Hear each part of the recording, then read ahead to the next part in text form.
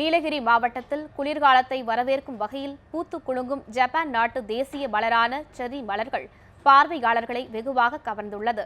நீலகிரி மாவட்டத்தில் ஆண்டுதோறும் அக்டோபர் மாதம் இறுதியில் ஜப்பான் நாட்டின் தேசிய மலரான செர்ரி மலர்கள் பூத்து குலுங்குவது வழக்கம்.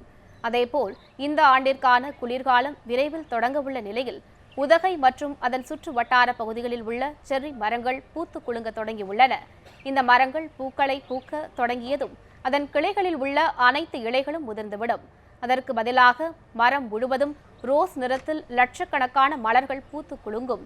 குளிர்காலத்தை வரவேற்கும் வகையில் பூத்து குலுங்கு தொடங்கியுள்ள இந்த செர்ரி மலர்கள் பார்க்க ரம்மியமாக காட்சியளிக்கும். இது உவகைக்கு வரும் சுற்றுலா பயணிகளை வெகுவாக கவர்ந்துள்ளது. செரிங்கிற மலர் உதகையில், அதாவது அப்பர் பிளேட்டோ கிட்டத்தட்ட 2000 மீட்டருக்கு மேலே பூத்து நல்லா அழகாக பார்க்குறதுக்கு ரோடோரத்துங்கள்லாம் நல்லா அழகாக இருக்குது. இந்த மரம் செரி காய் வரக்கூடியது, அதோடைய வகையில் சேர்ந்தது. ஆனால் இங்கே குளிர்கள் ஐஸ் அதிகமாக இல்லாதனால இங்கே பூக்கள் மற்றும் பூத்து நல்லா பார்க்குறதுக்கு ரொம்ப அழகாக இருக்குது.